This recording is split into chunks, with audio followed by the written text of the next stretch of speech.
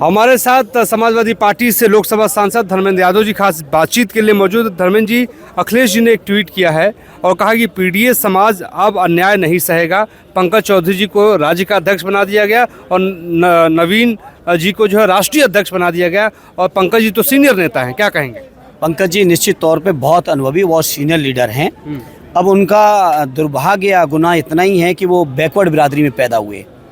शायद किसी और बिरादरी में पैदा हुए होते, जैसा माननीय राष्ट्रीय अध्यक्ष जी ने कहा, तो वो राष्ट्रीय अध्यक्ष बन गए होते।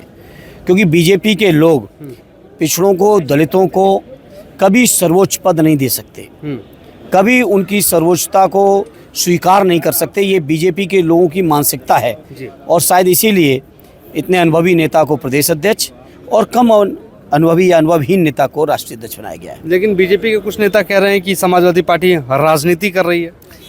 राजनीति क्या कर रही है? हम अगर किसी पिछड़े भाई के सम्मान की बात कर रहे हैं तो उसमें क्या राजनीति हो गई है? हम तो लगातार कहते रहे पिछड़ों का सम्मान करो, कोई नई बात है क्या? लेकिन कब सिर्फ पे जो है समाजवादी पार्टी का नाम ले लिया योगी आदित्यनाथ जी ने। योगी आदित्यनाथ जी ने ऐसे कह रहे हो जैसे नाम ले लिया हो तो पता नहीं कौन सी भीष्म प्रतिज्ञा हो गई। मैं योगी जी से पूछना चाहता हूँ, लगातार पार्लियामेंट से लेके पूरे उत्तर प्रदेश का जनमानस कह रहा है, मीडिया के माध्यम से लगातार खबरें पिछले महीनों से आ रही हैं, आखिर उन्होंने एक भी बुलडोजर अभी तक क्यों नहीं चलाया? और क्या आप ये उम्मीद करते हो अगर कोई समाजवादी होता तो अब तक बुलडोजर से बचा होता क्या? केवल 30,000 की लूट का आरोप लगा के, झूठा आरोप लगा के, एक फर्जी बयान दिला के हमारे विधायक दीप नारायण पूर्व विधायक को गिरफ्तारी कर दी गई। केवल 30,000 का आरोप है। आदरणीय आजम साहब पे मुर्गी चोरी, बकरी चोरी जिनकी कीमत, लकड़ी चोरी जिसकी कीमत 1,000, 2,000, 2,500, 4,000, 5,000 से ज़्यादा नहीं हो सकती।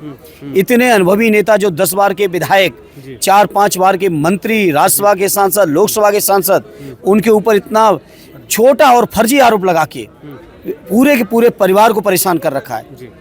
क्या आप सोचते हो कि अगर कोई समाजवादी शामिल होता तो योगी जी अब तक छोड़े होते? लेकिन एक और सवाल, लेकिन योगी जी ये जो आरोप लगा रहे हैं ये अपने जाति विशेष के, अपने दल विशेष के लोगों को बचाने के लिए मुद्दे को, केस को और चर्चा को डाइल्यूट करने के लिए इस तरह की बातें कर रहे हैं। और सवाल है कि प्रधानमंत्री नरेंद्र मोदी से विपक्षी लोगों का डेलीगेशन मिला है, क्या बातचीत हुई, क्या रणनीति बनाई गई? क्या नहीं, कोई डेलीगेशन नहीं मिला मेरी जानकारी में तो नहीं मिला। पार्टी के और कांग्रेस के कई लोगों ने कस्टमरी बैठक परंपरा रही है। स्पीकर साहब अपने चैम्बर में चाय पर जरूर बुलाते हैं सत्र खत्म होने के साथ, उसमें जरूर पार्टी के लोग गए थे, हम भी गए थे। वो कोई ऐसी नहीं, वो एक अनौपचारिक शिष्टाचार चर्चा होती रही, परंपरा है, आज की नहीं। मैं समझता हूँ जब से देश की संसद चल रही तभी से वो परंपरा है। उस परंपरा के निर्माण में हम सब लोग मिले थे, माननीय प्रधानमंत्री जी भी थे। हुआ कि नहीं? क्यों नहीं होगा? प्रधानमंत्री जी हैं देश के, अगर सामने बैठेंगे क्यों नहीं होगा? कुछ कहा उन्होंने? नहीं, अब कुछ कहा नहीं कहा, वो कुछ पर्सनल बातें होती हैं वो लीडर्स की, उसको हमें सार्वजनिक करने की आवश्यकता नहीं है।